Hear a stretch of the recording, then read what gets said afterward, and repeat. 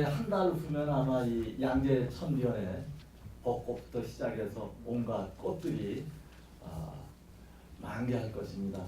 지금 준비를 하고 있는 봄이 오는 소리가 들리는 듯 싶습니다.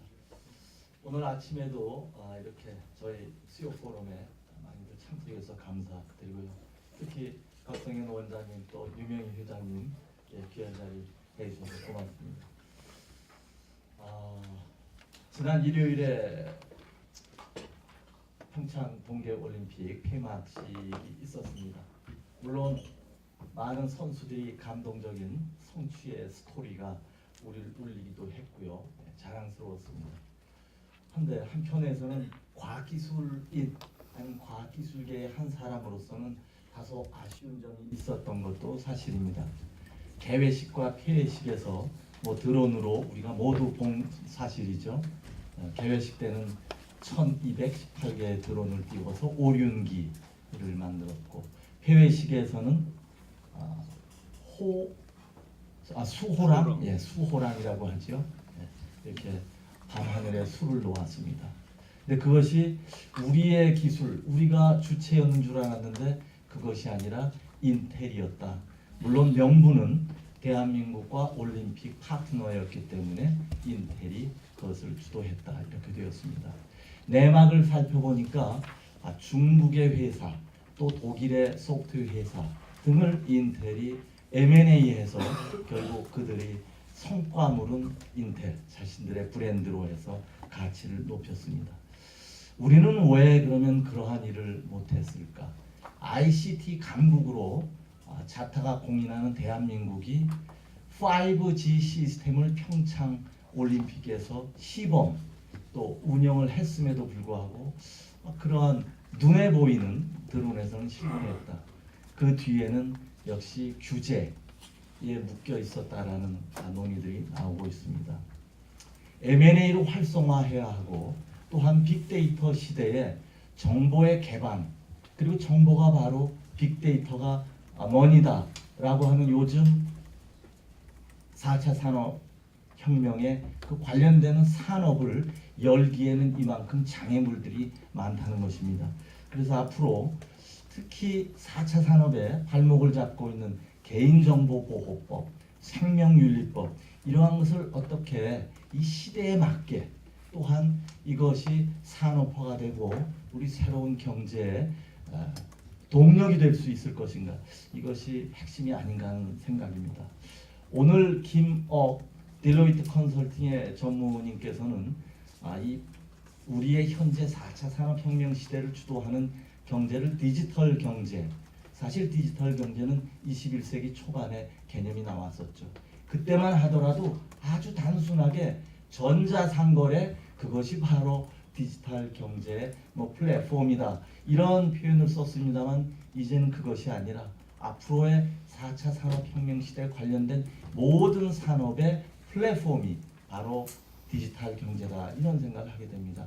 디지털 경제에서는 결국 기술뿐만이 아니라 그 시장과의 연결이 이루어지는 비즈니스 모델이 무엇보다 핵심이 아닌가 하는 생각입니다. 그래서 오늘 디지털 경제 관련지면서 어떠한 비즈니스 모델로 기술들을 연결시킬 것인가, 그리고 그 핵심에는 규제 완화가 또 필수이고요. 디지털 산업을 어떻게 이끌 것인가, 그 바닥에는 법안들이 있습니다. 그래서 특히 오늘 고려대학의 우리 권 교수님도 그런 법안 문제, 그 발걸음이 느린 더딘 유럽에서도 올해 초에 이러한 법안들이 오픈뱅킹 법안이라는 것이 통과가 되었습니다. 그렇다면 우리 여의도 의회에서도 4차 산업혁명의 규제를 완화할 수 있는 법안 또 통과에 많은 힘을 기울여 주셔야 하는데, 요즘 산업계 기대와는 조금 기대에는 못 미치는 듯 싶습니다. 그래서 오늘 이러한 내용들을 중심으로 우리 김억 전무님께서 발제를 해주시고, 또 멀리 저희 기관이 내년 말에는 이제 이전을 하게 된 진천에서 우리 키스디, 즉 정보통신정책연구원의 최계영 박사님께서도 먼 곳에서 오셔서 자리해 주셨고요. 인터넷기업협회 차재필 실장님께서도 또 귀한 말씀을 주시리라고 기대합니다. 고맙습니다.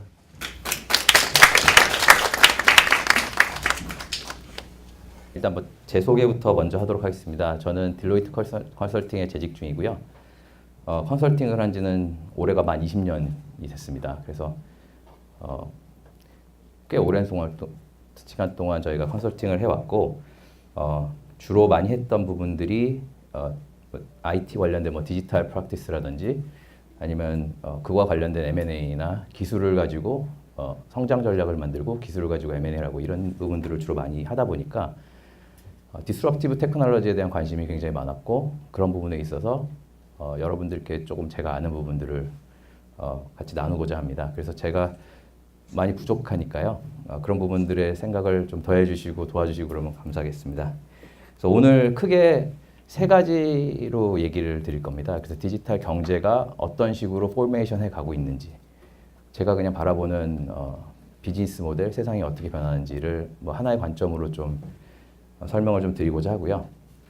두 번째는 그런 것들이 이제 세상을 변하는 효과적인 거라면 이런 디지털이 어떻게 기업들, 그러니까 효율적으로의 어떤 이 비즈니스를 바꿔나가고 있는지, 그리고 어떻게 어떤 부분에서 예시적으로 어플라이가 돼서 진행되고 있는지를 저희가 좀 보려고 합니다. 그리고 끝으로는 여러분들이 많이 아시는 디스럽티브한 테크놀로지들이 어떻게 어떤 것들이 있고 어떻게 사회에 적용되고 있고 이 어떤 포맷으로 보여지고 있는지를 간략하게 좀 설명을 드리고자 합니다.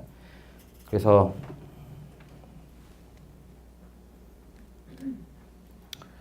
네, 그러니까 딜로이트가 바라보는 그 디지털 이코노미는요, 크게 네 가지의 어떤 요소를 가지고 있다고 보시면 될 것 같습니다. 미래의 어떤 work, future of the work, 그다음 고객의 경험, 그다음 디지털 공급 사슬, 그리고 끝으로는 IoT의 큰 영역으로 저희가 좀 되는데, 이 부분은 결국 그 기술만으로는 세상이 변화될 수 없고 궁극적으로는 사람이 먼저고 그다음 비즈니스가 있고 디바이스가 있고 데이터가 있고 이걸 이루는 프로세스가 같이 결합이 돼야지 전체적인 디지털 경제를 만들 수 있다라는 관점이고요. 그러면 아까 원장님도 말씀하셨지만 오래 전부터, 데케이드 전부터 사실 이런 개념들이 나왔는데 왜 지금 와서 다시 이런 것들이 부각이 되고 왜 사람들이 이거를 4차 산업혁명이라고 부르는지에 대해서 사실 궁금하실 수 있을 것 같아요. 근데 그게 이제 제가 보기에는 엑스포넨셜 테크놀로지라고 해서 세상이 이제 갑작스럽게 지금 와서 변하기 때문에 이런 얘기가 더 대두된다고 생각을 합니다. 그래서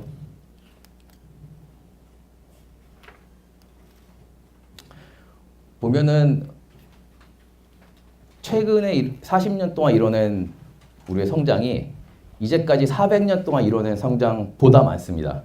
그거에 대한 데이터도 훨씬 많고 그거에 대한 그 비즈니스 모델도 많아지고 기업도 다양화되고 있습니다.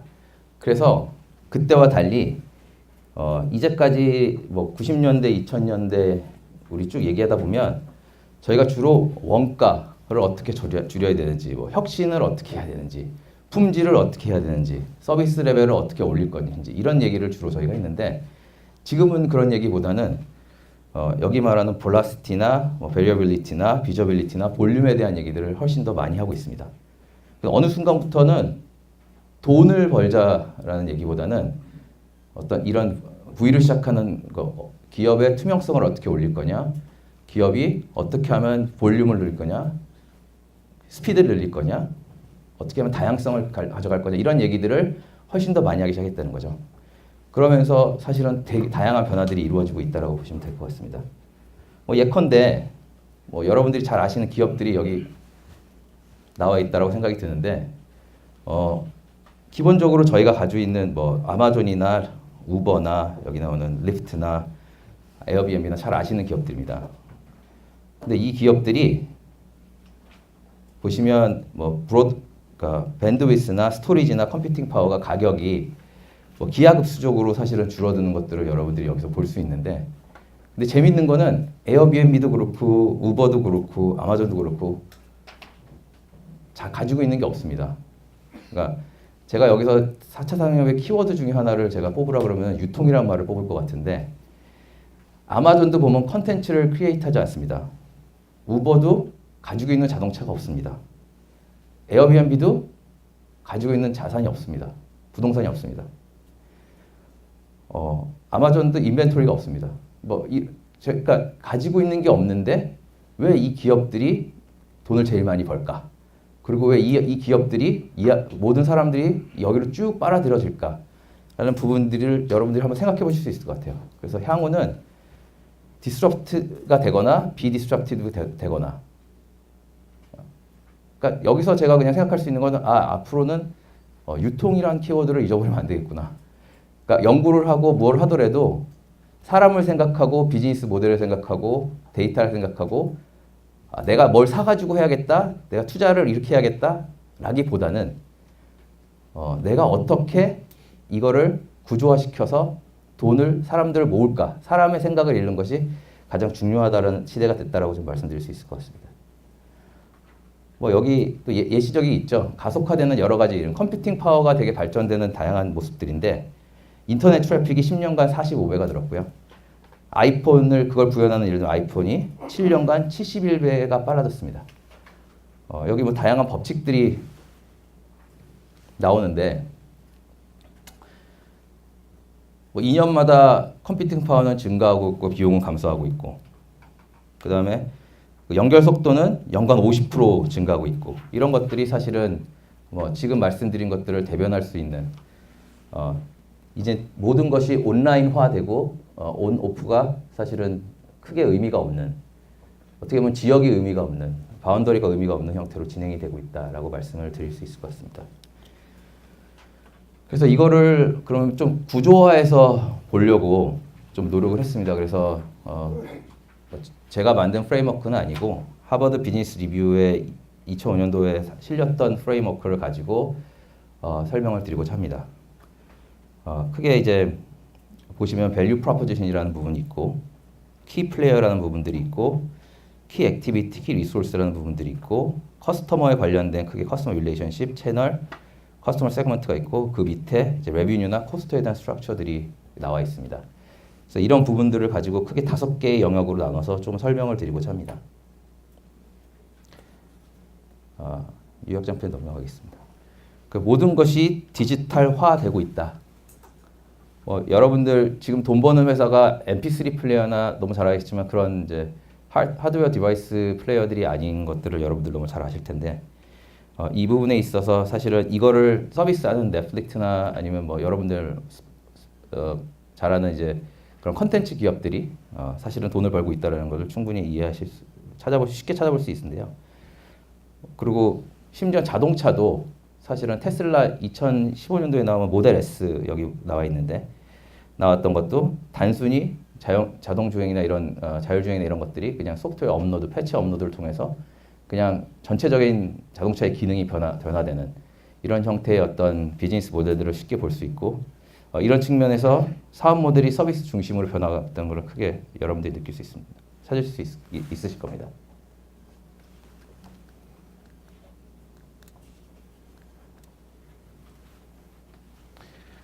네, 그리고 제품의 라이프 사이클이 짧아졌다는 게 옛날에는 저희가 전화기를 만들면 전화기가 예를 들면 만드는데 한 6개월 걸리고 팔면은 오랫동안 한 2년, 1년, 2년 팔 수 있었는데 이제는 제품을 만드는 것도 고민해서 만드는 것도 상당히 짧아서 3개월 그리고 예를 들면 핸드폰을 예시로 든다면 사용하는 것도 여러분 소비자 새로운 핸드폰이 워낙 많이 나오다 보니까 사실 그 핸드폰을 바꾸는 주기도 빨라지고 그 핸드폰 회사가 그 핸드폰으로 돈을 버는 기간도 굉장히 짧아졌습니다. 전반적으로 제품의 라이프 사이클이 굉장히 빨라졌고 반면에 그런 소프트웨어 컨텐츠를 어떻게 만들어서 거기에 제공하느냐가 결국 핵심 경쟁력으로 됐다는 걸 여러분들 쉽게 이해하실 수 있을 거고요. 그리고 소비자의 행동 패턴도 보면 핸드폰을 좋은 거를 구매하는 욕구보다 더 좋은 앱을 구매하거나 더 좋은 정보를 소유하는 것들에 대한 욕구들이 점점 늘어나고 있습니다. 그래서 소비자 행동 패턴도 어떤 그 소유해서 사용하는 형태보다는 어떤 서비스를 받는 형태 이런 형태가 더 많이 진행되고 있고요. 그리고 뭐 잘 아시는 3D 프린팅 이런 것들을 보시면 사실 슈퍼 개인화라고 표현을 했는데 다양한 니즈에서 뭐 제가 앱에서 예를 들면 남성이고 나이가 40대고 뭐 이런 식으로 쭉 설정을 해놓으면 그거에 따라서 정보가 쭉 저에게 막 커스터마이즈 돼 있고 구글 같은 경우도 제가 딱 구글을 열면은 거기에 제가 잘 보는 정보 위주로 뉴스 위주로 쫙 벌써 나오는 그런 형태의 슈퍼 개인화 뭐 하드웨어적으로 3D 프린팅 같은 이런 형태의 어떤 구현이 가능해졌다라고 말씀을 드릴 수 있을 것 같습니다. 고객 입장에서 보면은 정보의 투명성이 되게 보편화되었습니다. 이제는 정보를 처음부터 만들어내고 소비할 때까지 굉장히 모든 사람들이 그 프로세스를 다 볼 수 있고 그 소스를 다 여러분들이 찾아볼 수 있다라는 것들이 있습니다.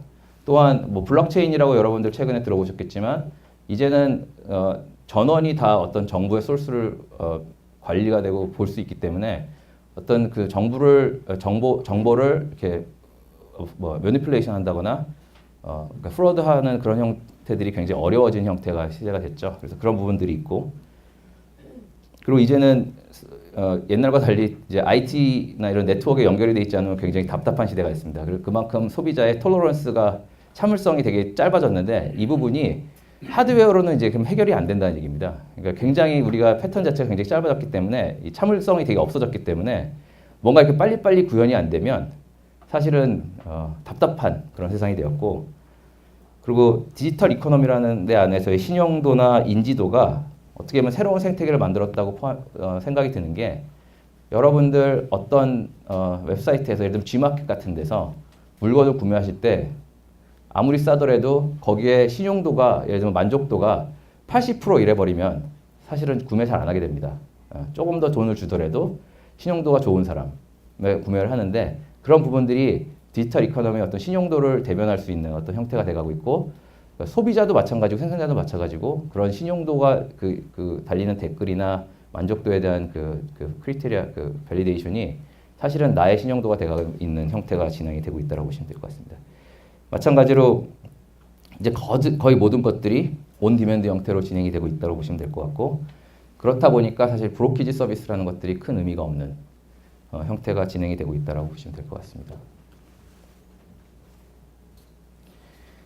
키 액티비티나 리소스 같은 경우도 잘 아시겠지만 RPA라는 개념 혹시 아시는지 로보트 프로세스 오토메이션이라는 개념인데 단순 구매의 전표 처리라든지 이런 다양한 기업들의 액티비티들이 사실상 이제는 그냥 소프트웨어로 대체가 되고 있습니다.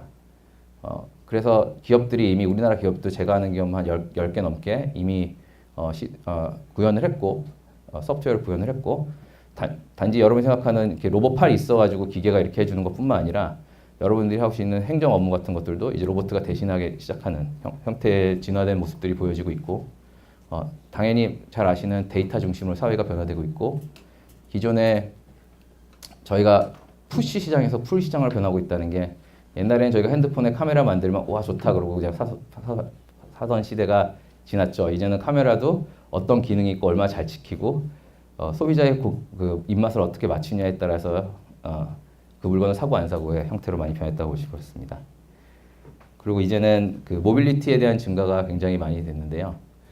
이제는 아까 말씀드렸듯이 플랫폼화되고 솔루션 옛날에는 그런 것들을 제공하는 솔루션이 있었다고 하면은 이제는 그것이 플랫폼화돼서 플랫폼에서 제공을 하는데 이제는 디지털 경제라는 것이 나온 게 플랫폼의 결합을 통해서 네트워크화되면서 지금 이런 얘기가 훨씬 더 많이 되더라고요. 네트워크화의 궁극적인 모델은 제가 보기엔 스마트 시티인데 그러다 보니까 스마트 시티의 형태로 다양한 플랫폼의 결합을 통해서 나타나는 현상들이 지금 일어나고 있다고 보시면 될 것 같습니다.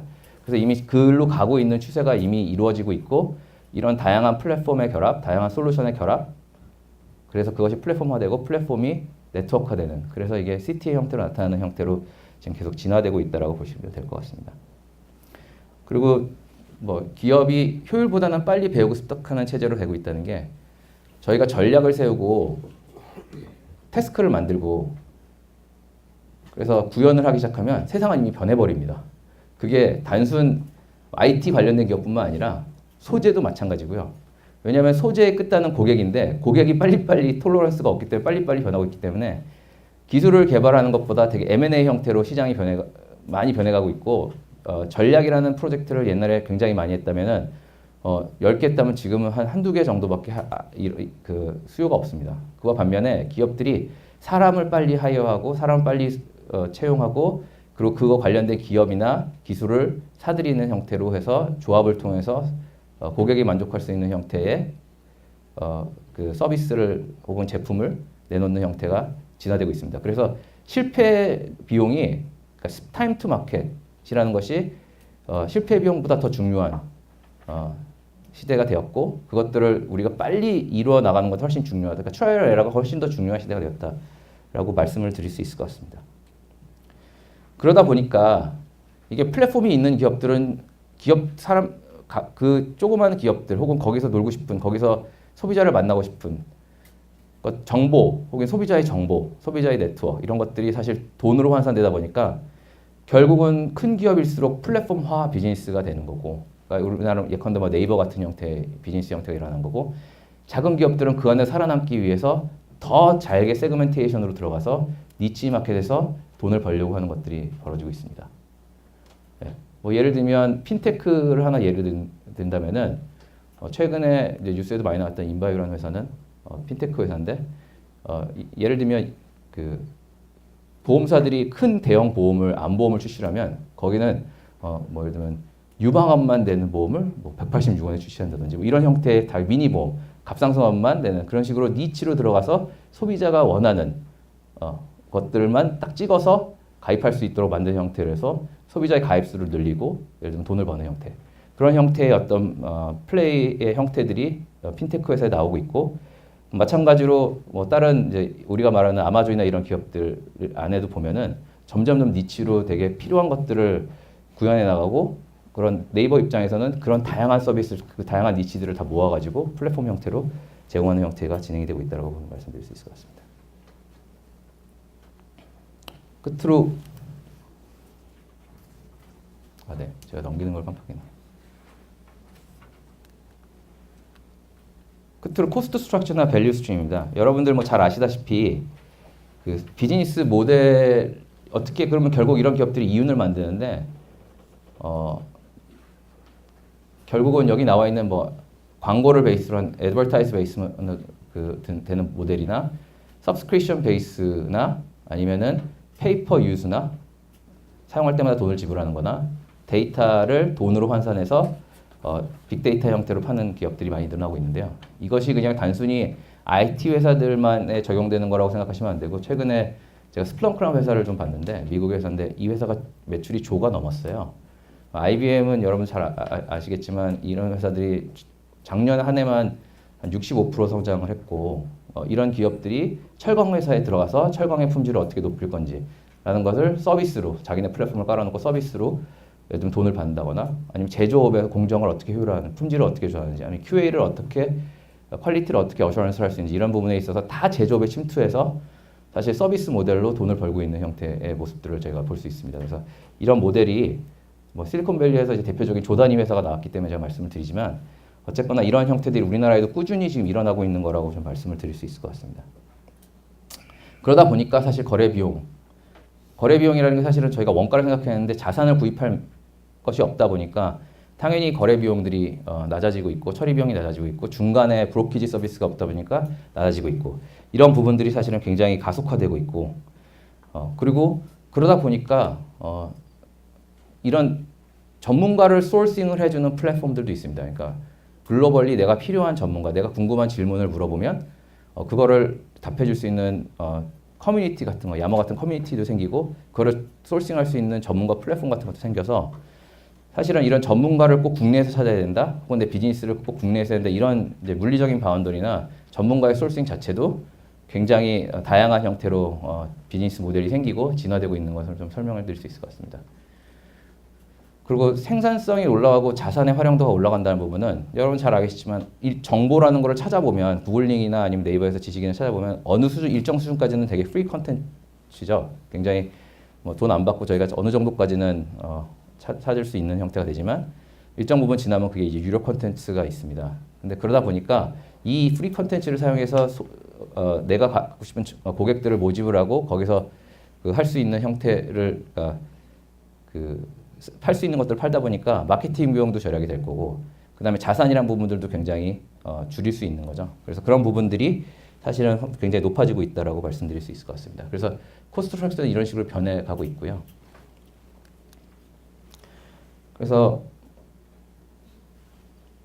6가지를 얘기를 합니다. 이게 디지털라이제이션, 디셉티브, 디스트럭션, 그 다음에 디메테리얼라이제이션,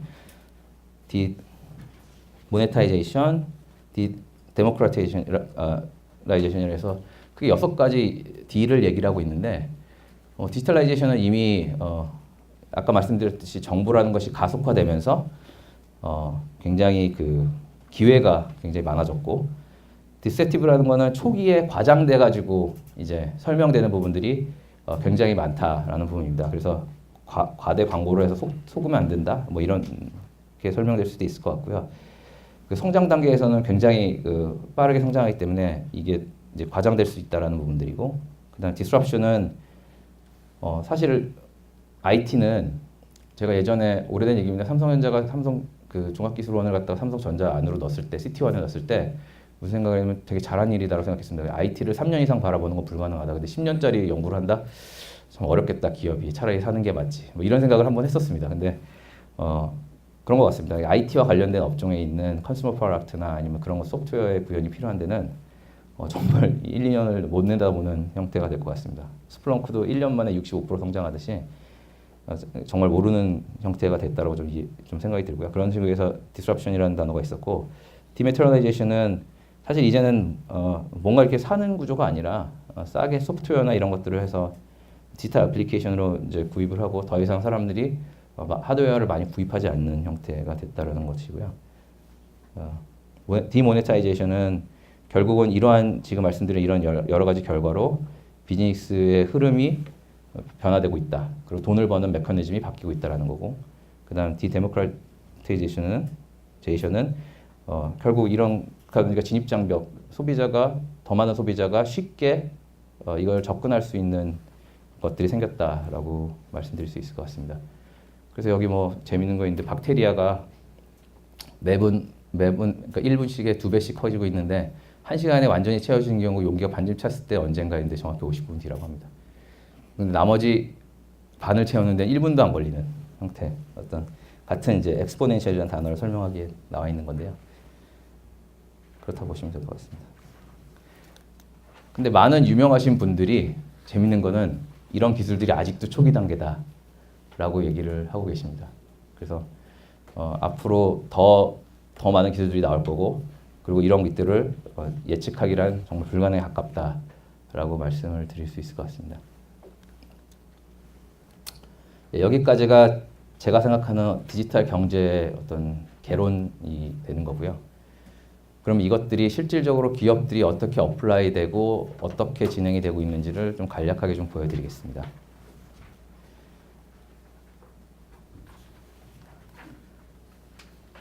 이 정도. 근데 이제 되게 패러독스 같은 얘기들이 좀 있는데요. 몇 가지만 좀 짚고 넘어가려고 합니다. 기업들이 글로벌 최적화를 외치면서도 사실은 안을 들여다보면 내부에서 그 나라 안에서의 물류 최적화나 아니면 생산 공정을 어떻게 최적화할 거라는 부분들을 얘기를 합니다. 그리고 우리가 대개 소비자 얘기를 많이 들어야 되고 고객에 대해서 밀착 관리를 해야 되지만 적당한 거리를 유지하면서 사실은 얘기를 하고요. 기업들이 신규 제품과 서비스를 출시하는 것이 제일 중요하다고 얘기를 하는데 그거를 가능케 하는 서플라이 체인이나 이런 것들은 실질적으로 가장 제일 중요한 요소라고 얘기를 또 하기도 합니다. 그리고 유연한 공급망 같은 거를 설치를 해야 되는데 사실 이런 것들이 그렇게 유연한 공급망을 설치를 하게 되면 어떤 특정 시장은 되게 가까이 있는 데는 좋지만 코스적으로 좋지만 대부분 그 리드 타임이나 아니면 수요 공급 간의 격차를 확대시키는 이슈가 되죠. 그리고 아웃소싱을 하고 저 비용이 드는 지역으로 공장을 옮기고 그러면은 다행히 코스트적인 측면이 있겠지만 품질 비용이나 잠재적인 실패 위험률이 증가되는 어떤 그런 형태의 패러독스가 있는데요. 그러면 사실은 우리가 4차 산업이다 얘기하고 로봇이다, 뭐 RPA다, 뭐 이런 다양한 얘기들을 하지만 사실은 변화를 우리가 돈을 주고 살 수는 없는 거고, 그럼 그것을 결국 운영하기 위한 사람이나 프로세스나 기술의 조화가 당연히 필요한 거고, 그리고 그 기술의 혁신 이후에 그거에 대한 가치를 찾는 노력들이 더 중요한데, 사실 그런 가치를 찾는 일들을 사실 저희는 잘 하지 못하죠.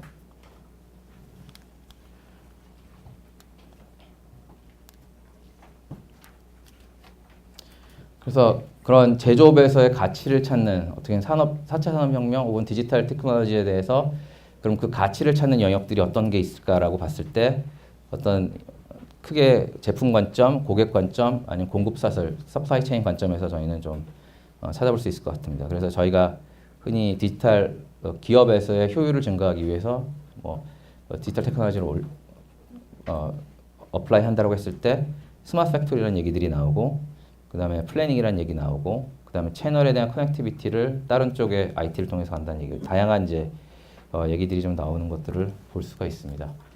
그래서 그럼 이런 기술들이 어떻게 디벨롭이 될까라고 그냥 예시를 그냥 간단하게 보면, 제약회사는 RWE라는 얘기를 좀 들어보셨을 것 같아요. 그 RWE를 구축을 하면서 우리나라는 데이터에 대한 그 프라이버시가 사실은 이거를 좀 하기 힘들게 만들어져 있는데, 뭐 미국과 한국을 비해서 옵트인, 옵트아웃 방식의 차이라고 보시면 될 것 같은데, 일단 이런 부분들을 리얼타임으로 끌어들여서 이것들을 분석을 해서 할 수 있는 RWE라는 시스템이 제약사나 병원에서 활용할 수 있도록 되어 있고요.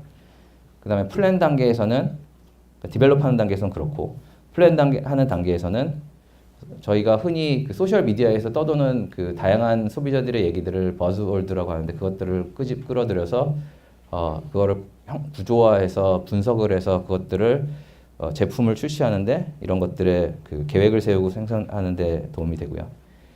소싱도 마찬가지로 그 시나리오 분석을 하는 솔루션들이 많이 나옵니다. 그래서 그걸 전체 공급망사슬을 할 수 있는 솔루션들이 나오는데, 이런 것들을 그 양조업체가 고도화, 최적화하고 시나리오 분석을 통해 가지고 공급을 하는, 그래서 비용 같은 거를 줄일 수 있는 형태가 되고요.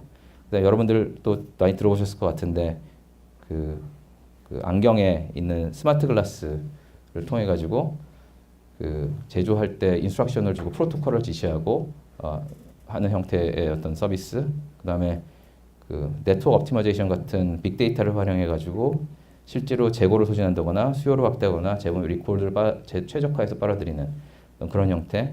그다음에 어그먼트 리얼리티를 통해서 실제로 서비스를 하는, 그러니까 제가 그 자리에 없지만 그 안경을 끼고 있으면 그 서비스를 할 때 인스트럭션을 바로 그 자리에서 줄 수 있는 그런 형태의 어떤 서비스들이 이미 어떤 플랫폼 솔루션을 통해서 다 공급이 되고, 그것들이 연결돼 가지고 하나의 서비스 형태로 진행이 되고 있는 것들을 찾아볼 수가 있습니다. 이미 기업들이 쓰고 있는 형태고요. 그래서 옛날에는 어떻게 보면 기업이 그 효율을 올리기 위해서 되게 트래디셔널하게 개발서부터 계획하고 구매하고 뭐 제조하고 그 배송하고 팔고 서비스하고 이런 형태였다면, 지금은 이미 디지털 포라는 어떤 플랫폼을 통해 가지고 이런 것들이 하나의 유기적으로 연결돼 있어서 이런 것들을 제공하고 있다라고 보시면 될 것 같습니다. 이미 기업들이 쓰고 있는 서비스들을 제가 좀 나열을 했고, 이런 부분에 있어서 이미 한 통으로 이제 더 이상 직렬 형태의 어떤 리니어하게 진행이 되지 않는다라는 거를 좀 설명을 드릴까요?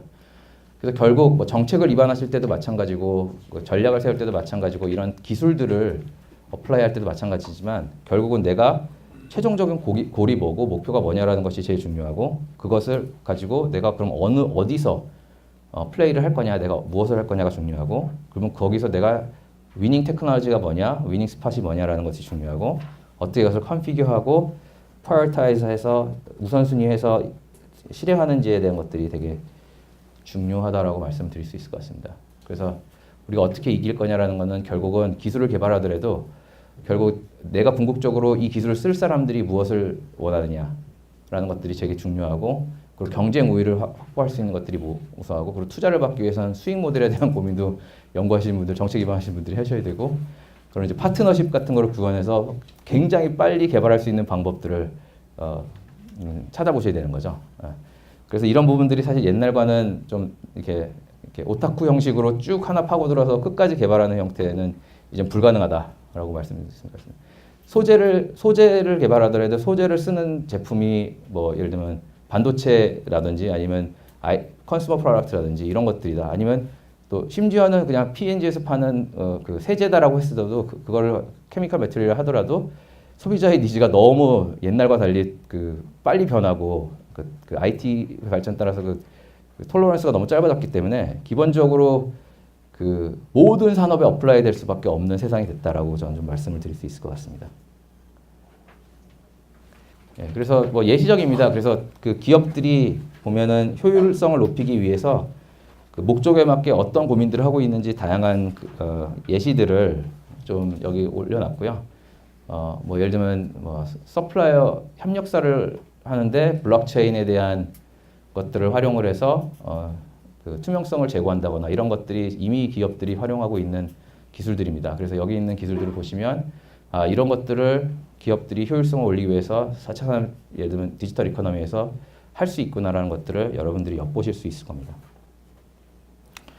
결국은 컨셉추얼리 먼저 말하면 그러니까 우리가 그냥 이런 피지컬 월드에 있는 것들이 디지타이즈 돼가지고 디지털 정보로 변환이 돼서 빅데이터로 활용되지만 또한 디지털 정보가 디지털 정보를 또 만들어서 다른 디지털 정보를 만들어내고 그 다음에 디지털이 다시 피지컬로 들어가서 새로운 것들을 만들어내는 것을 말씀드릴 수 있을 것 같습니다. 뭐 예컨대 여러분들 유통회사에서 옴니채널이라고 얘기들 많이 들어보셨을 것 같은데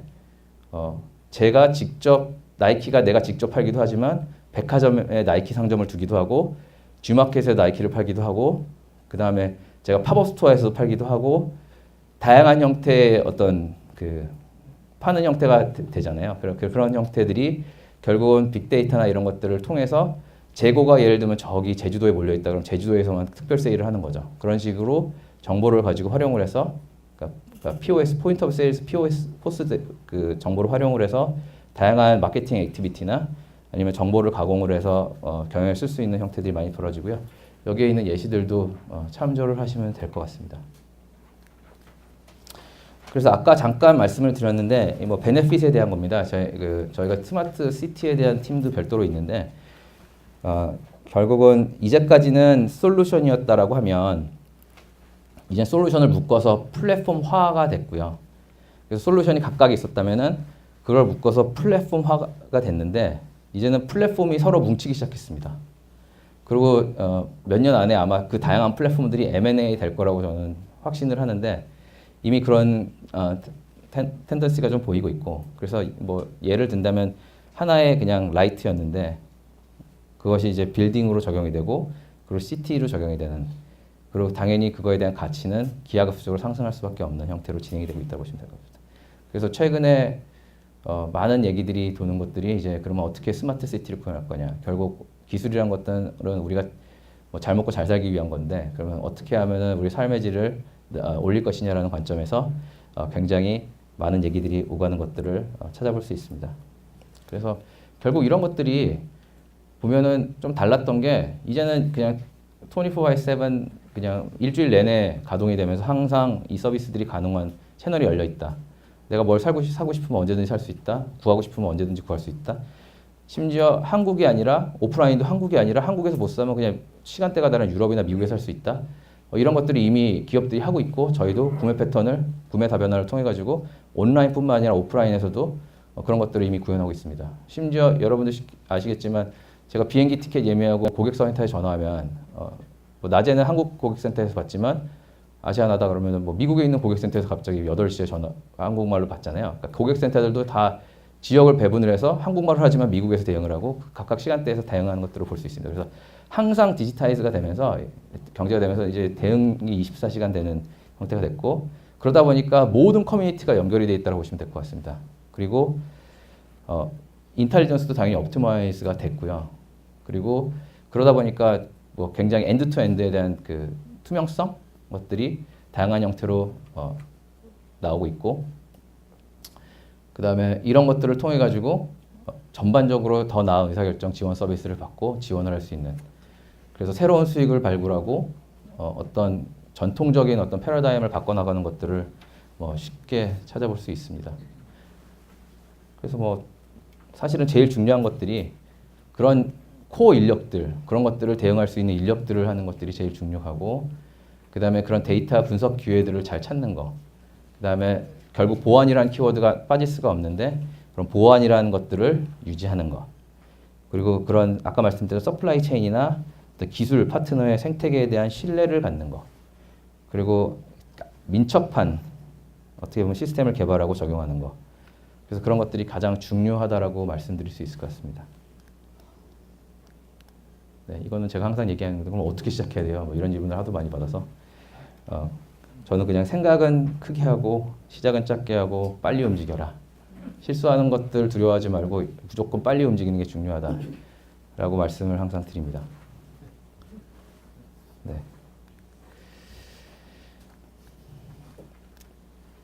예, 디스트럭티브 테크놀로지 이제 세 번째 챕터인데요.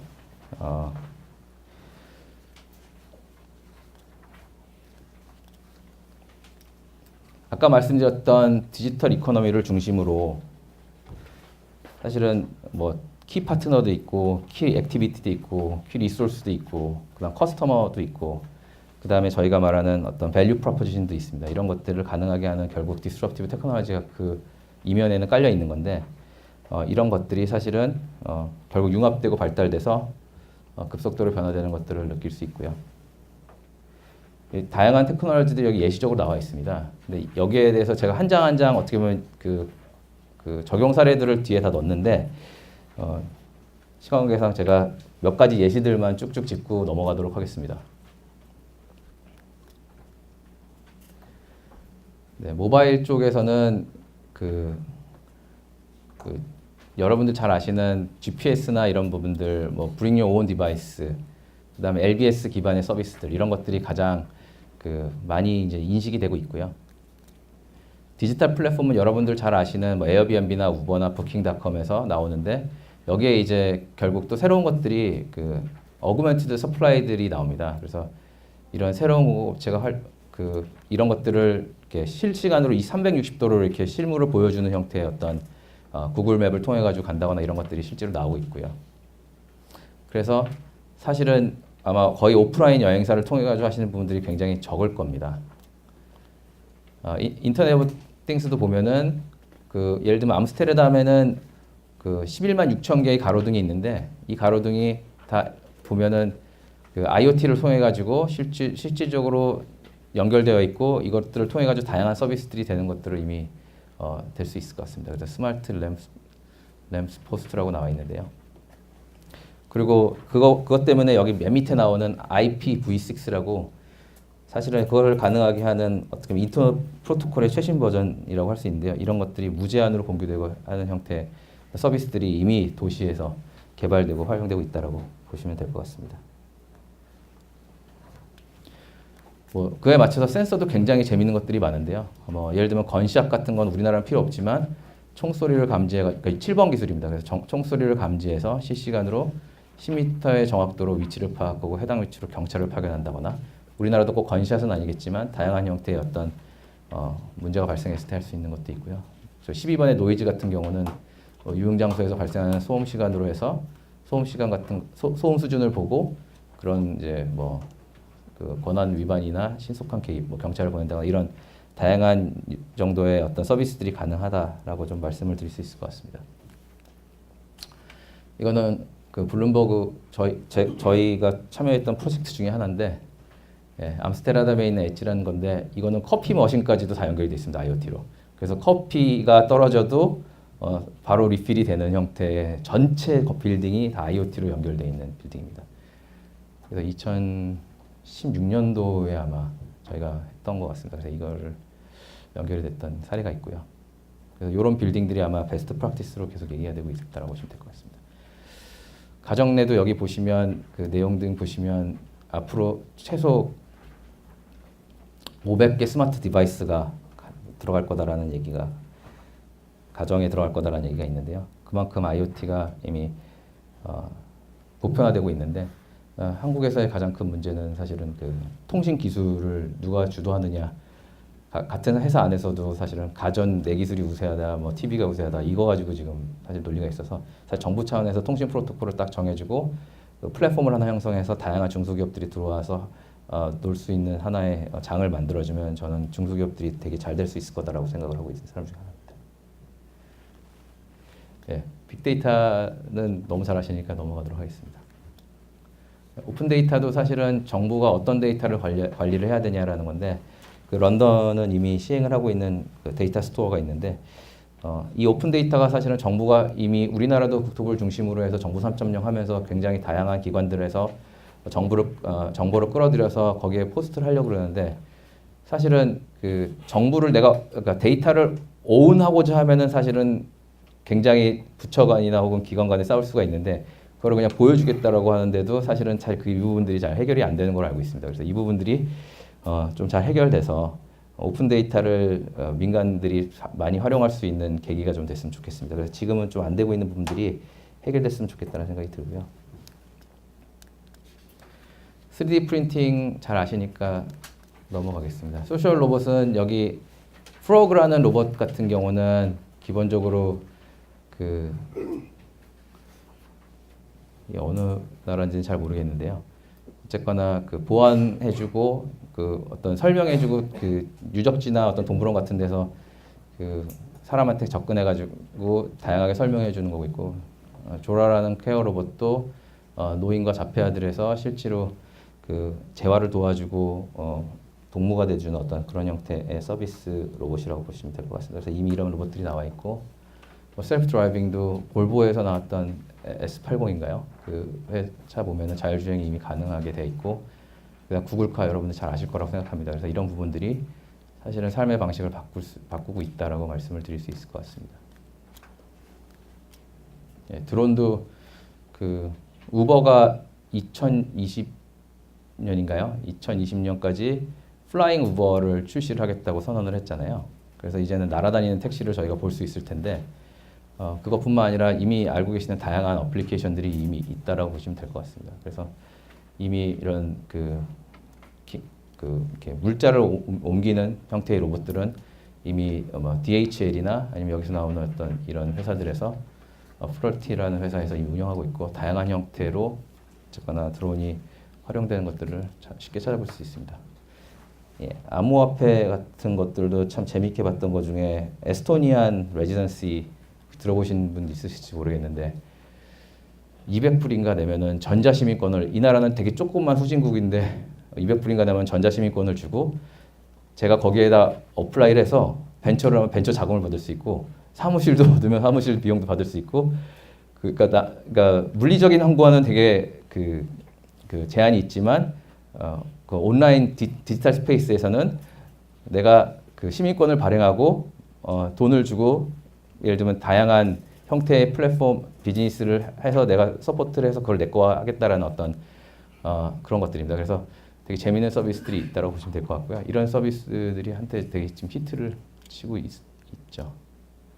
그래서 아까 뭐 잠깐 설명을 드리다 말았는데 그 IoT 플랫폼이 지금은 다 이렇게 개별별로 플랫폼이 진행이 되고 있습니다. 근데 사실은 앞으로는 그게 네트워크화 될 거라고 생각이 들고 이미 그렇게 진화되고 있고 그런 것들을 통해서 굉장히 융합적인 연구가 많이 일어날 텐데 저희도 그렇게 어떤 융합적인 연구를 하는 데 있어서 조금 더 시간을 많이 더 인터디스플리너리 쪽에 시간을 좀 더 많이 투자를 해야 될 것 같다는 생각이 듭니다.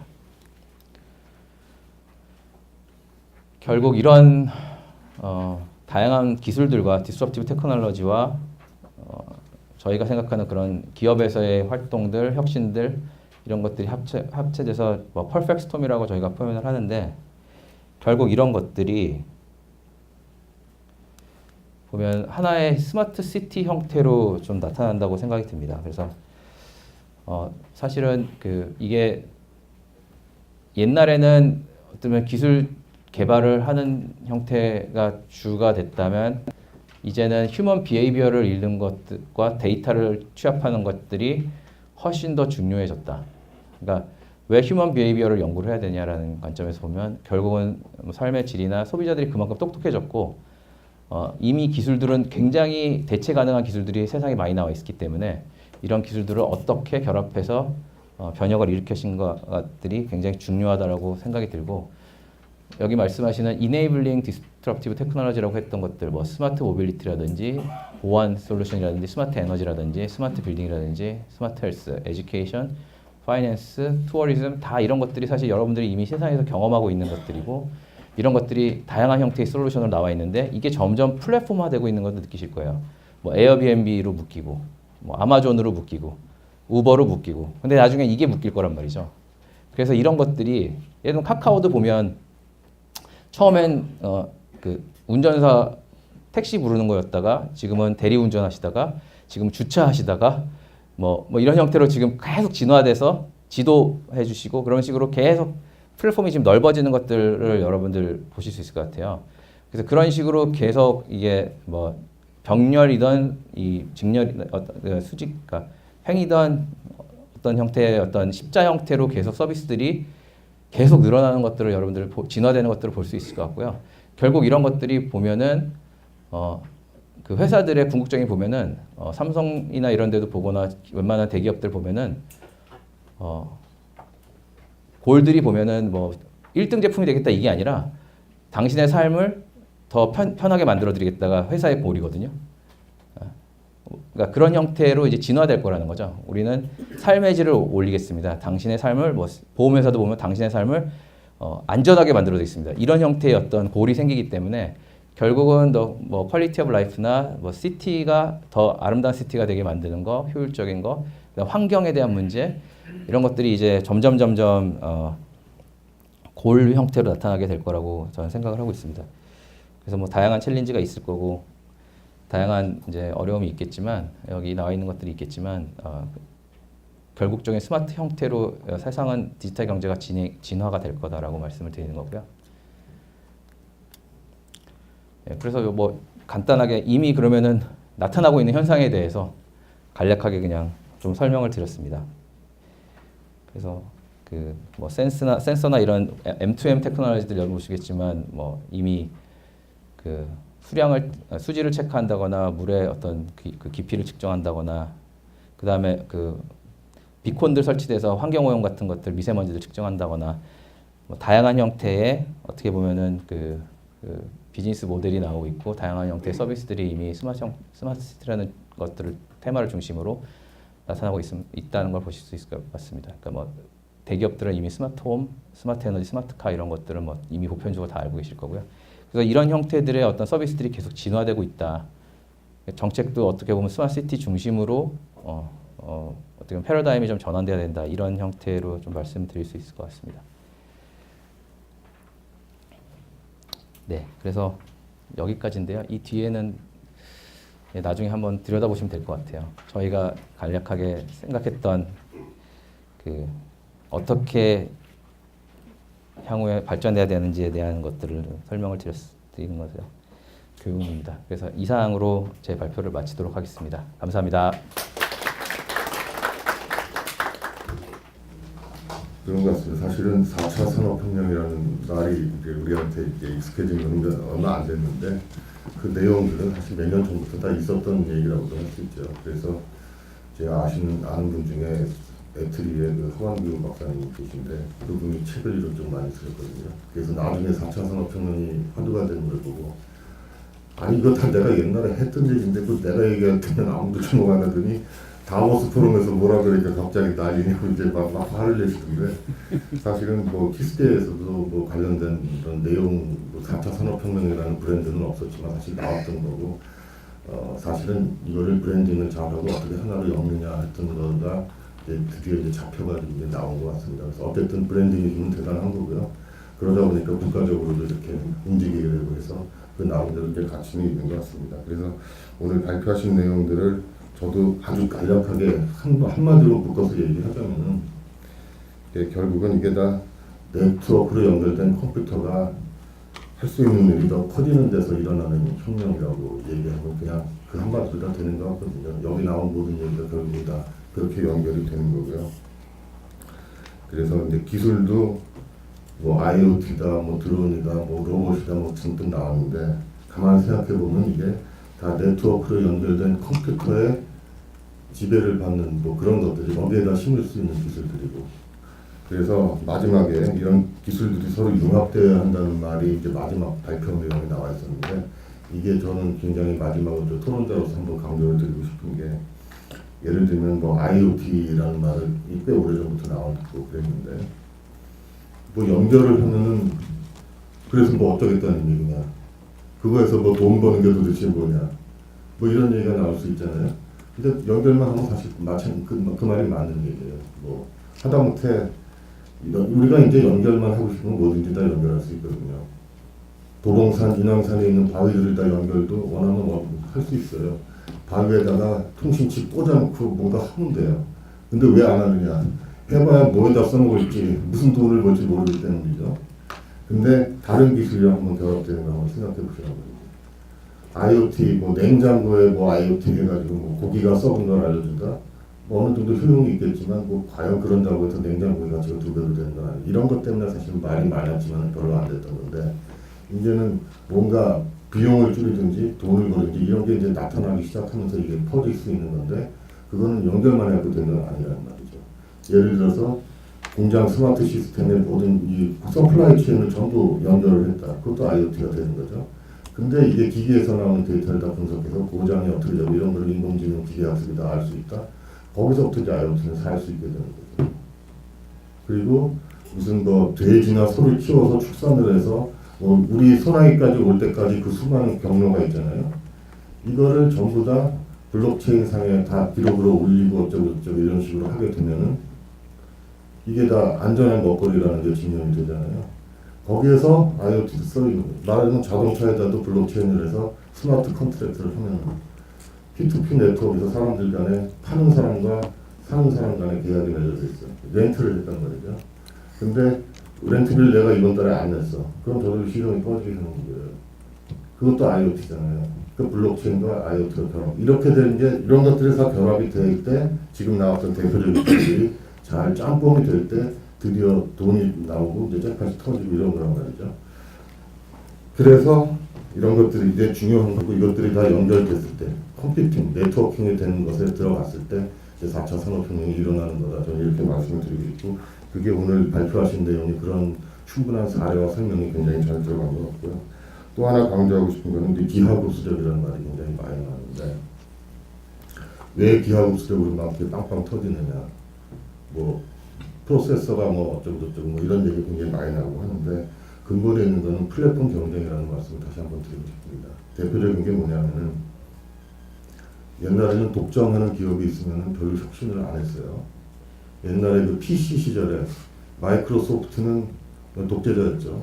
새로운 기업 싸게 나오면 그냥 밟아버렸습니다. 잘 나갔었죠. 지금 근데 요즘에 독점하는 기업들 보세요. 구글이나 플랫폼, 페이스북 같은 데 보면 죽어라고 혁신하잖아요. 아마존도 번 돈 다 다시 되투자하고 그럽니다. 지금 잘 벌고 있는데 대체 쟤들이 왜 그러느냐. 플랫폼 경쟁 때문에 그래요. 뭔가 독점인 것 같은데 그 유행가가 가지고 이거 있죠. 뭐 독점인 듯 독점 아닌 독점 같은 뭐 이런 거 있잖아요. 지금이 바로 그런 거란 말이죠. 자, 검색 시장에 도대체 누가 구글을 이길 수 있겠습니까? 그럼 가만히 등 따스고 배고프니까는 잘 먹고 잘 살면 되거든요. 근데 미친 듯이 이것저것 다 하고 있어요. 가만히 보시면은 아마존 알렉사에다 물어보면 이것저것 좋은 거 다 알려주잖아요. 아마존은 검색 기업 아니잖아요. 근데 그런 게 너도 나도 쓰면 사람들이 검색 안 하잖아요. 검색 시장이라는 건 존재하는 것 같은데 그 시장 자체가 죽어요. 마이크로소프트는 왜 이 모양이 됐느냐. PC라는 거는 기본적으로 정보를 처리하는 어떤 그러한 굉장한 혁신적인 것이었죠. 그거 잡고 있었으니까 듣다스고 배고프니까 신나게 못된 짓하고 잘 살았거든요. 인터넷이라는 게 나오니까 여기서 다 해결되잖아요. 정보 처리뿐만 아니라 생산 유통까지 다 해버리잖아요. 시대를 해주는 거예요. PC 시대가 가니까 마이크로소프트도 별 볼 일 없어지는 거예요. 이런 것 때문에 모든 인터넷 거대 기업, 우리가 보기에 거대한 시장을 잡고 있는 독점 기업들도 가만히 있으면 죽겠구나 하고 경쟁을 한단 말이죠. 그러니까 계속 혁신을 하는 거예요. 그래서 이러한 혁신 기업들이, 혁신 기술들이 막 나오는데, 옛날에 기술 하나 나온다고 해서 그게 자리 잡혀갖고 뭐 퍼져가지고 떼돈 버는 데는 시간이 많이 걸렸거든요.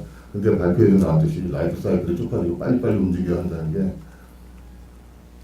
가만히 있으면 그냥 망하니까 죽어라고 혁신을 하고 있고 그걸 비즈니스 어떻게 연결하려는 이런 강력한 인센티브가 존재하는 게 요즘 4차 산업혁명의 대상이라는 거죠. 그래서 이렇게 갈 수밖에 없는 거고 이거는 컴퓨팅이 네트워크를 컴퓨팅이 할 수 있는 일이 늘어나려면 전 산업에 걸쳐서 그렇다는 거거든요. 이게 제조업이 됐건 서비스가 됐건 그냥 다 그렇게 가니까 여기에 나오는 이런 풍부한 사례들이 나오는 건데 이건 앞으로도 더 심해질 거예요. 아까 그 블록체인에 갖고 먹거리 안전 얘기했지만 중국 같은 데 그런 문제가 심각하잖아요. 그래서 IT 기업들이 막 뛰어들고 있어요. 그래서 그 돼지 발에다가 뭐 칩고 없고 지금 난리도 아닙니다. 근데 그 마지막으로 말씀드린 게 대표적인 기술 중에 마지막으로 제가 또 강조하고 싶은 거는 요새 블록체인 얘기 굉장히 많이 나오는데 우리는 주로 비트코인 얘기 주로 많이 하고 뭐 이렇게 되는데 그거는 그냥 빙산의 일각일 뿐이고 이게 그 모든 데 다 쓰일 수 있는 이런 게 되는 건데 예를 들면 우리나라는 아직 이런 것에 대한 인식이 굉장히 좀 부족한 것 같아요. 사건이 터지면 그때서 이제 부랴부랴 하고 그러는데 그 사람들이 투자하는 것도 정보가 느리니까 그 벌어지는 현상인 것 같아요. 비트코인에 투자하면 얼마나 벌었을까요? 뭐 한 30-40% 벌었나 사람들? 왜냐하면 뭐 내 값이 내려가기도 하고 근데 잘 아는 사람, 세상 돌아가는데 잘 아는 사람들은 이더리움 같은 데 많이 투자했을 거거든요. 그거 100배 올랐어요. 근데 왜 그랬을까? 왜 우리 그런 일이 벌어져? 왜 사람들은 이더리움에 이렇게 올라가는가? 비트코인은 그냥 트랜잭션만 장부에 올라가잖아요. 근데 이더리움이라는 건 그 다음 세대. 프로그래밍이 그냥 장부에 올라가는 거예요. 그래서 자동차 렌트든지 자동차 시동 꺼지게 하는 스마트 컨트랙트 프로그램이 돌아가게 하는 거를 그냥 원장에 올려버리는 거거든요. 이게 차원이 다른 거란 말이죠. 이게 그냥 플랫폼이 될 수가 있는 건데 그걸 아는 사람들은 이더리움에 투자를 하는 거죠. 외국에서 사람들이 주로. 그게 100배가 오른 거예요. 이렇게 얘기하는 나는 했느냐. 제가 공부를 안 해가지고 비트코인 뭐 이런 것만 좀 보다가 보니까 그렇더라고요. 제가 한 말 늦었어요. 그래서 이런 것들도 이런 기술이 나오는데 뭐 요즘 2.0 나왔다 그다음에 3.0 나오고 그러잖아요. 늘 이렇게 보시다가 2.0이 뭐 어느 분야에 있네. 그 3.0이라고 주장하는 뭐가 있나? 그러면 눈여겨보시고 거기에 투자하시고 기업들도 마찬가지인데 그렇게 하면 이제 돈도 벌 수 있고 이제 이렇게 되는 건데 이거는 앞으로도 마찬가지가 될 거예요. 네트워크 컴퓨터가 할 수 있는 일은 계속 무궁무진하게 늘어날 겁니다. 이게 뭐 제조만 그렇겠습니까? 의료, 교육 모든 게 다 그렇고 심지어 공공부문도 그렇게 될 텐데 그거를 잘 봐서 이렇게 가는 것이 결국 우리가 4차 산업혁명에 대응하는 거고 정부 정책 같은 것들도 R&D를 하려고 그러면은 여기에 맞는 R&D가 뭔가 제가 그 토론자를 보낸 거에 뭐 R&D 얘기를 잠깐 썼던 것 같은데 요 마지막으로 이 말씀만 드리겠습니다. R&D 쪽도 이제 세상이 완전히 바뀌어서 신약 개발하고 이런 거는 옛날과 크게 바뀌지는 않을 것 같아요. 근데 적어도 이 4차 산업혁명의 핵심이라는 네트워크 컴퓨팅에 관련된 기술 개발이라는 거는 완전히 이건 R&D도 오픈으로 바뀌어버렸어요. 우리 인공지능 얘기 많이 하는데 구글의 그 텐서플로우라는 것에 아이디 패스워드에서 가입을 하시면 여러분이 뛰어난 엔지니어라면 거기서 컴퓨팅 자원을 얻어다가 여러분이 데이터 받아가지고 인공지능 서비스 기업을 만드실 수가 있습니다. 그리고 그 모든 작업들이 다 라이브러리에 다 같이 보게 돼요. 그럼 모든 사람이 텐서플로우 플랫폼에 가입한 모든 소프트웨어 엔지니어들은 거기에 자기도 기여도하고 자기도 아이디어를 얻어서 가는 겁니다. 그야말로 오픈 아이디어 플랫폼을 사기업 위주로 하고 있다는 말이에요. 그러니까 혁신이 더 빨라지죠. 그러니 정부 R&D나 이런 것들도 어느 기관이 무슨 R&D 하는 게 아니라 그런 것들도 다 여러 기관이 다시 오픈하고 그것도 공유하고 이런 것들이 적어도 이제 컴퓨팅 쪽은 그렇게 되고 있으니 R&D 쪽도 좀 그런 식으로 많이 바뀌어야 되지 않겠는가. 과학기술 정책 뭐 이런 거 할 때의 R&D 같은 것들도 그런 차원에서 한번 봐야 되지 않을까. 저는 화두만 던집니다. 저는 공부를 잘 안 해가지고 뭐 글까지 쓸 수준은 아니지만 그런 생각들은 갖고 있으니까 키스텝에서 그런 것들도 한번 좀 봐주시면 어떨까 하는 걸로 이제 말씀을 마치겠습니다. 토론해 주신 정 선생님 말씀 잘 들었습니다. 좀 어려운 이야기들을 이렇게 잘 하시는 거 보니까 되게 내공이 높으신 분들인 것 같아요.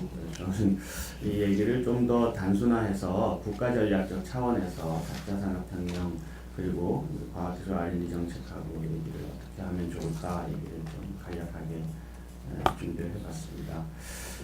4차 산업혁명 이야기가 여러 군데에서 많이 얘기가 나오는데 사실 뭐 제일 많이 하는 나라가 우리나라인 것 같아요.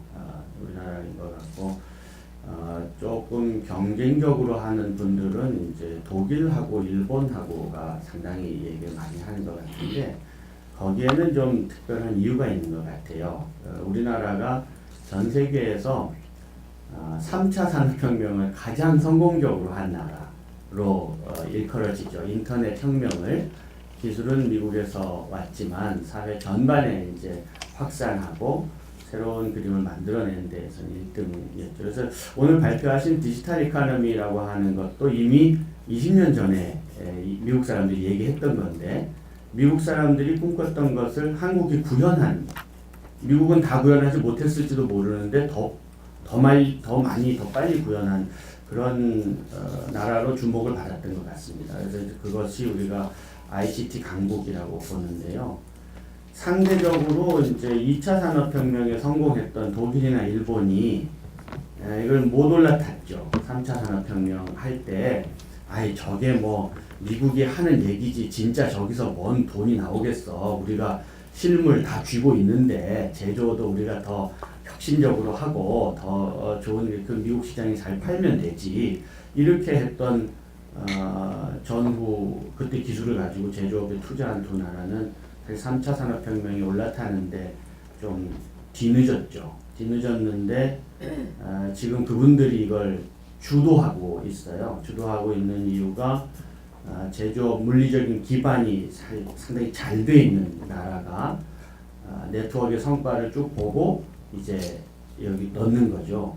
이걸 저는 철학적으로 좀 봐야 된다고 생각합니다. 그래서 우리는 3차 산업혁명이 가지고 있는 뜻은 사람을 네트워크로 넣는 겁니다. 이거는 물리적으로 존재하는 사람의 한계를 네트워크에 넣어서 사이버 공간으로 유동화하는 결과가 있죠. 그래서 사람이 안 가도 소통이 가능해지고 지식이 가고 더 이상 이제 지식 때문에 출장 가는 일은 안 해도 되는 이런 물리적인 공간 한계를 넘어서는 작업을 바로 했기 때문에 이것이 정신혁명이라고 얘기하고 지식혁명이라고 얘기했던 거죠. 그런데 그거는 이제 우리가 모바일 기기를 우리가 다 개별적으로 가졌기 때문에 시작됐지 않습니까? 그런데 이게 센싱이 사물로 넘어가는 것은 어떤 의미를 갖냐 하면 이제는 사람만 유동화되는 게 아니고 모든 물리적인 실체들이 다 유동화될 수 있다는 걸 의미하는 거죠. 이것이 4차 산업혁명의 철학적인 큰 근본적 차이라고 볼 수 있습니다. 그러면 이제 이걸 뭐냐면 사물을 혁신적으로 관리하던 국가인 독일과 일본이 이 문제를 빨리 앞서 나갈 수 있는 거죠. 이미 통신 기술은 보편화된 것이기 때문에. 우리는 지금 어떻게 해야 되나? 우리는 3차 산업혁명은 굉장히 앞서 나갔지만 그동안 혁신하지 못한 수없이 많은 사물들과 문화와 우리들이 가지고 있는 많은 혁신 대상이 된 것에 뒤처진 부분들 때문에 4차 산업혁명을 1등으로 가기가 어려운 문제가 있는 거죠. 현실적인 문제가 있는 거죠. 그러면 단기적으로 생각하면 독일과 일본이 추구하는 4차 산업혁명은 공장 자동화와 공장 혁신으로 갈 겁니다. 두 번째는 유통 기반이 이제 혁신이 되는 것으로 시장이 바뀌겠죠. 저는 아주 장기적으로 4차 산업혁명이 결과를 내는 부분은 수요가 공급을 완전히 장악하는 케이스가 될 거라고 봅니다. 무슨 뜻이냐 하면 지금은 제조 산업 분위, 우리나라가 ICT 강국으로 돈을 많이 번다고 하지만 삼성전자 같은 제조 업체, 반도체와 모바일 기기 제조 업체인 삼성전자가 자신만의 공장과 자신만의 공정을 한 개의 자본이 완벽하게 장악하고 있어요. 그 라인을. 이것은 유동화되지 않은 거거든요. 그러나 이게 완벽하게 4차 산업혁명이 완성되면 이 사물, 공장과 공정과 이 과정에 들어있는 모든 것이 유동화될 수 있다는 겁니다. 그러면 하나의 프로세스에 다양한 상품이 나올 수 있겠죠. 가장 최적화된 상태로. 그러면 4차 산업혁명에서 이기는 케이스는 뭐가 될 거냐? 결국은 빨리 만들어내는 사람보다는 무엇이 필요한지를 아는 사람이 빨리 만들어내는 사람을 장악하게 될 거라는 거죠. 그러면 수요가 공급을 완벽하게 장악할 수 있습니다. 만약에 중국 공장에 가기보다 포이동 공장에서 소규모로 3D 프린팅으로 만들어서 그걸 바로 드론으로 공급할 수 있다면 그것이 더 싸질 수 있는 거죠. 그러면 굉장히 세분화되고 또 거대한 산업 단지가 해체되는 구조를 가져올 수도 있다는 겁니다. 그런데 이런 일은 상상으로는 금방 가지만 실제 변화는 매우 더디게 진행될 거라는 거죠. 첫 번째 성과를 보는 방식은 오늘 김옥 대표님 말씀하신 것처럼 혁신적인 기업의 첫 번째 성과를 갖게 될 겁니다. 그러면 우리는 어떻게 해야 되냐? 지금 우리가 어려운 부분이 ICT를 통해서 뭔가를 만들어내겠다는 계획들은 굉장히 많은데 그 성과가 구체적으로 가시로 나타나느냐, 누구에게 이익이 되느냐 하는 문제를 보여주는 부분은 어려움을 겪고 있어요. 이 부분은 바로 2차 산업혁명을 고도화하는 과정을 하다 많은 부분에서 찾아야 될 거다. 그러면 어떻게 하면 ICT가 모든 분야에 갈 수 있는가? 굉장히 어드밴스드 되어 있는 우리나라가 국제적인 기업들은 그런 역량을 갖추고 있죠. 그러나 중소 중견 업체들 또는 신생 업체들 우리가 굉장히 낮은 형태의 혁신을 하고 있는 동네에 어떤 방식으로 그 혁신을 과학기술적 성과를 접목시키고 혁신을 통해 갖고 4차 산업혁명의 플레이어로 만들 것인가 하는 국가 전략이 저는 필요하다고 봅니다. 그래서 그 작업이 일단 우리가 관심 가져야 될 부분이고, 그러면 첫 번째 전환을 하기 위한 노력들은 일단 공장 자동화, 그 다음에 지금 나오는 스마트 시티, 그 다음에 공공부문의 혁신, 또 일자리를 창출하는 새로운 분야, 뭐 이런 것들이 다 진행이 되겠지만 거시적인 트렌드의 로드맵이 있어야 됩니다. 4차 산업혁명이 단기적으로 성과를 낼 건 무엇이고 장기적으로 우리가 가야 될 국가 디지털 트랜스포메이션이라고 하죠. 그것이 내는 결과가 무엇인지에 대한 플랜이 지금 없어요. 그냥 4차 산업혁명이라고 말하지만 어떤 방식으로 다음에 전환한다라는 말은 없고 지금 것을 열심히 하자라는 형태의 4차 산업혁명 보고서가 지금 나와 있어요. 이 정도 가지고는 안 되겠다는 거죠. 그래서 그 문제를 가지고 좀 정리를 하면 단기 플랜하고 장기 플랜의 로드맵, 그리고 거기에서 과학기술이 어떤 방식으로 정리되느냐. 지금 새로운 과학기술은 업투데이트하고 어드밴스드 라인으로 가죠. 그러나 한국의 디지털 트랜스포메이션의 가장 큰 문제는 옛날 과학기술도 현장에 적용하지 못하는 데서 오는 문제일 가능성이 높습니다. 그러니까 새로운 과학기술을 적용하는 방식보다 어떻게 하면 더 과학기술의 결과를, 성과를 편만하게 만들 것인가 하는 문제에 좀 로드맵을 만들어 주시는 게 좋지 않겠나 생각이 들고요. 아까 원장님께서 말씀하신, 제가 법학 전공이라서 질문해 주신 몇 가지 얘기를 두 가지만 말씀 올리겠습니다. 디지털 트랜스포메이션 얘기하려니까 데이터 문제가 걸려서 모든 기업들이 데이터를 못 써서 4차 산업혁명 못한다 이렇게 얘기를 많이들 해요. 그런데 이제 반대로 얘기하면 국민들이 그러면 4차 산업혁명이 돈 벌면 내 정보는 나한테 안 물어보고 막 써도 된다는 거야? 이렇게 물어보면 아무도 그 얘기를 얘기해 줄 사람이 없어요. 그러면 그 얘기는 서로 정리가 안 되는 겁니다. 근데 기업이 하는 말은 뭐냐면 개인 몰래 쓰게 해주세요 이 말이에요. 근데 말이 됩니까? 말이 안 되잖아요. 이것을 어떻게 풀어야 되냐 하면 사실은 동의를 받아서 쓰면 돼요. 내 거 4차 산업혁명으로 써서 귀하에게 통신요금 얼마 깎아주고 더 좋은 서비스로 만들어 드릴 테니까 사인하세요. 알렉사 사신 분들, 누구 사신 분들, 뭐 네이버 스피커스 사신 분들 다 사인했어요. 그리고 가서 쓰는 거죠. 그런데 안 하고 남의 거, 남이 받아놓은 거 내가 몰래 갖다 쓰고 싶은 거죠. 이런 욕심에서 빨리 벗어나도록 해야 됩니다. 이거는 성립이 안 되는 이야기고 미국도 그것을 허용하는 것은 아니에요. 다만 국민들에게 적극적으로 신뢰를 얻기 위한 노력을 기업이 먼저 해주고 나서, 그러면 어떻게 해야 되냐면 지금 한국에서 없는 것이 데이터를 그렇게 모아서 그런 용도로 쓸 수 있는 사업을 할 수 있는 기업이 없어요. 이런 데이터 제도가, 허가 제도가 없어요. 이런 것들을 만들면 돼요. 신뢰감이 있는 동네에다가 내가 너라면 믿고 맡길 수 있으니까 만들어서 쓰고 그 성과의 일부를 정부 주체에게 줘라. 통신요금을 깎아주든 서비스요금을 깎아주든 새로운 선물을 주든 그러면 다 할 수 있거든요. 그런 일에 조금 신경 쓰는 다른 대안을 마련해야지 두 사람이 아까 말씀드린 것처럼 공짜로 몰래 쓰겠어요.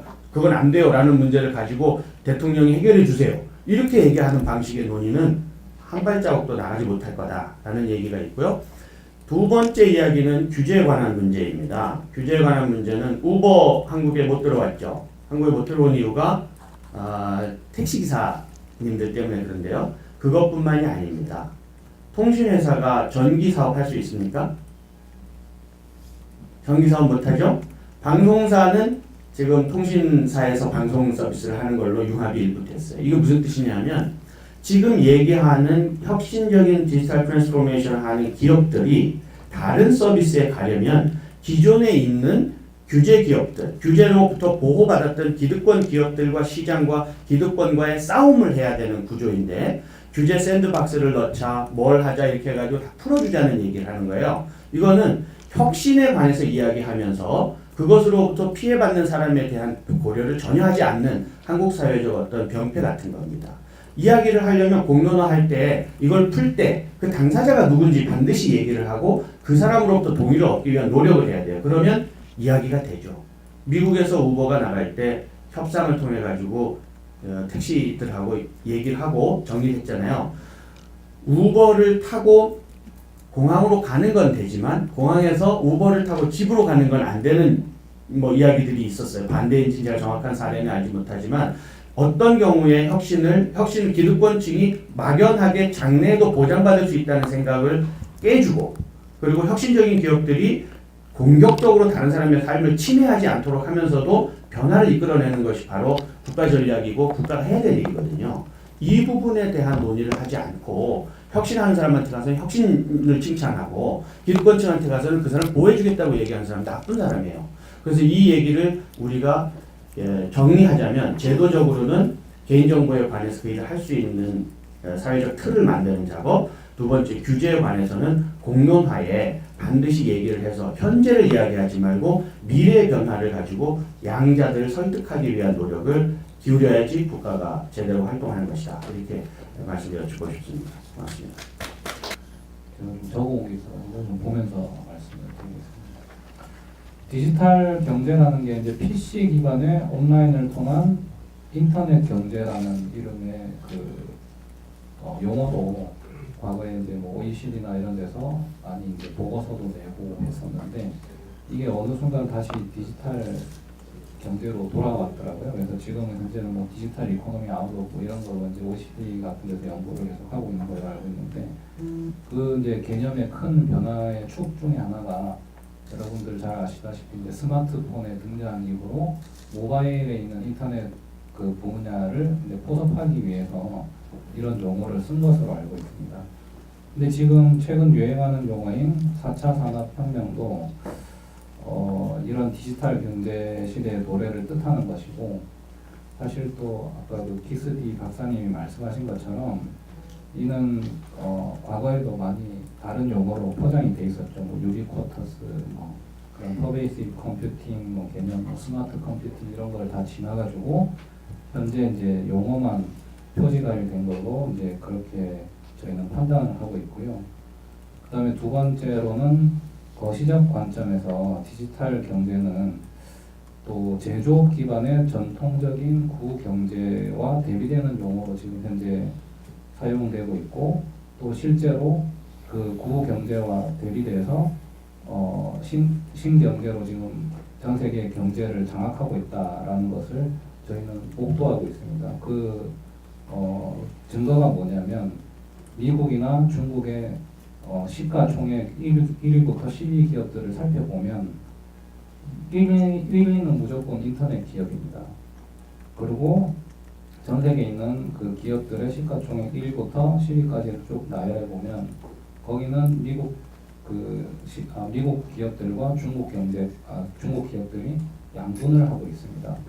그런 걸로 볼 때 이미 이제 제조업 기반의 구경제 시대는 갔다라고 볼 수 있고요. 우리나라는 예외입니다만. 그래서 이제 실제로 디지털 경제 시대가 도래를 했다라는 거고요.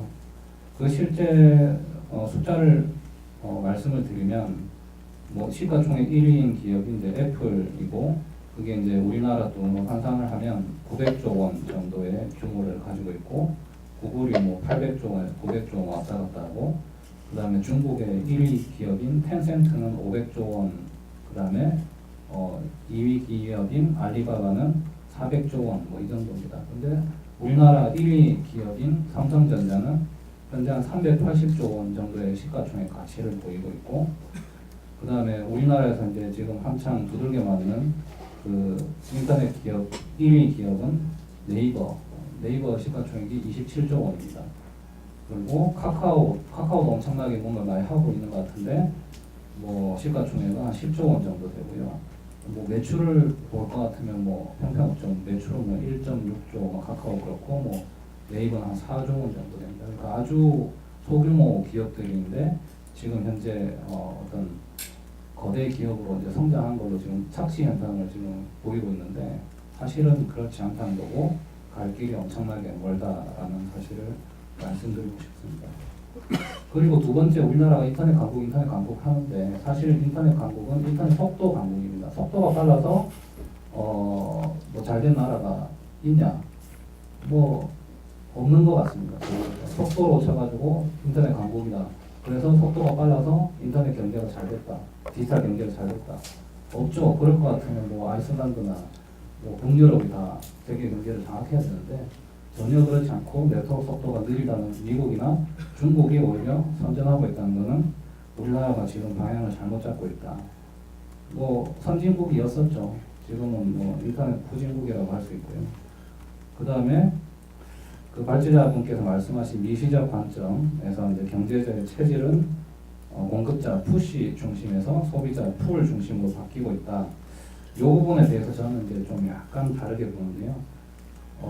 그 지금 토론하신 분들하고 이는 이제 공급자의 힘이 약해지고 소비자의 힘이 세진 것이 아니고 기업의 규모에 상관없이 강력하고 다양한 경제들이 시장의 존재함을 의미한다고 저는 생각합니다. 그러니까 뭐 소비자가 이제 왕이 됐다. 소비자가 마음대로 할 수 있다. 물론 예전보다는 세졌죠. 그러니까 뭐 지금 다양한 통신 툴이 있으니까 그 기업에다 윽박 지르는 예도 많죠. 그러니까 뭐 사람들이 뭐 인터넷에 올려버린다 막 이러면은 기업에서 바싹 쫄고 이런 것들이 있으니까 어느 정도 지금 힘이 세진 건 마찬가지지만 사실 공급자 입장에서 보면 이 소비자를 빨리 알아서 캐치하지 않으면 그리고 시장을 세분화해서 그 시장을 다 장악하지 못하면 살아남기 어렵다는 절박함에서 나온다는 그런 걸로 저희는 봐집니다. 그래서 이게 정보통신 기술의 빠른 발전으로 인해 고급 기술들이 저렴한 비용으로 사용이 가능해짐에 따라서 다양하고 작지만 강한 기업들이 언제든지 이제 등장할 수 있고 또 이런 작은 기업들이 강력한 파괴력을 가질 수 있기 때문에 모든 기업들이 긴장하지 않으면 안 되는 상황이 도래했다는 거죠. 그래서 우수한 기술을 확보하기 위해서는 R&D에 시간이 많이 걸리는 R&D에 투자하기보다는 우수 기술 기업을 그냥 인수합병하는 게 낫고 그 다음에 또 시장을 장악하기 위해서는 하나의 거대한 시장을 다양한 소비자 시장으로 세분화해서 소비자의 수요에 맞는 제품과 서비스를 제공할 수밖에 없는 상황이 도래했다는 것입니다. 그래서 따라서 이러한 시대의 흐름에 맞는 국가의 경제정책은 중국과 같이 아예 대놓고 디지털 경제와 관련한 흐름에 맞춰서 우리는 예전에 무국가 개발 5개년 계획 하듯이 그냥 디지털 경제 5개년 계획을 수립해서 가는 게 오히려 맞지 않냐. 지금 많이 늦었기 때문에요. 그리고 정부 정책 결정자는 각종 기술 투자 및 정책 방향에 있어서 그 우선순위를 디지털 경제에다가 두고 봐야 될 것입니다. 물론 권 교수님께서 말씀하신 것처럼 이런 시대적 갈등이 상당히 지금 우리나라 발전에 발목을 잡고 있고 옛날처럼 뭐 불도저식으로 그냥 해서 되는 그런 우리나라가 더 이상 아니기 때문에 이에 대한 그 툴을 지금 개발할 필요가 있다라고 생각되고요. 이를 위해서는 기초 기술 개발뿐만 아니고 이를 실제 적용해서 경제적인 가치를 얼마나 끌어낼 수 있는가에 대한 연구가 더 이루어져야 될 거고요. 이를 위한 제도, 즉 신경제와 구경제 간의 갈등 이에 대한 제도적 제한 대시 제시 그리고 방향 설정에 있어서 이러한 것들을 할 때 공무원들한테 인센티브를 줄 수 있는 그런 방안도 고려돼야 되겠다라는 말씀드리고 싶습니다. 그리고 또 하나 추가적으로 말씀드리고 싶은 거는 이러한 변화라는 게 디지털 경제라고 해서 경제 부분에서만 일어나는 상황이 아니라는 것입니다.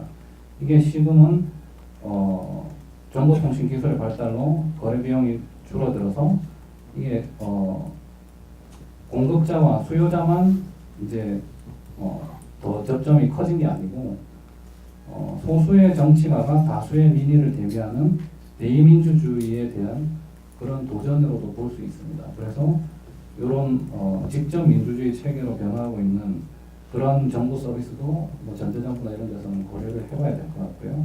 그다음 정치뿐만이 아니고 교육도 마찬가지죠. 교육도 일부 사람들이 지식을 독점함으로 해서 갑질을 하고 뭐 교수들이 뭐 이렇게 하는 경우가 있었는데 지금은 이제 좋은 강의도 얼마든지 인터넷에서 볼 수 있고 이것도 이제 허물어질 거라는 거죠. 그래서 언제까지 100년 전의 방식으로 교육을 할 거냐 했을 때 이 방식도 지금 많이 디지털 경제 시대 도래와 함께 새로 한번 생각해 봐야 될 그런 체계인 것 같습니다. 그래서 이런 부분들을 권 교수님 말씀하신 거에 받들어서 이렇게 국가 경제 정책 내지는 R&D 정책에 반영을 해주시면 좋을 것 같습니다. 이상으로 마치겠습니다.